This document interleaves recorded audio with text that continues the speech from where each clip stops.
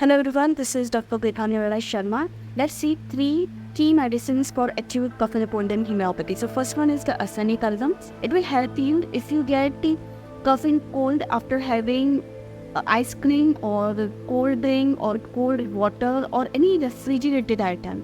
Another one is the anti-tart. It works very best in the acute onset of congestive cough where there is lot of mucus in the chest and which is unable to come out. Another one is the Hipposuns. If suppose you exposed to the cold wind in the winter and then you catch cough, cold, tonsils or fever, Hipper will help them. Thank you.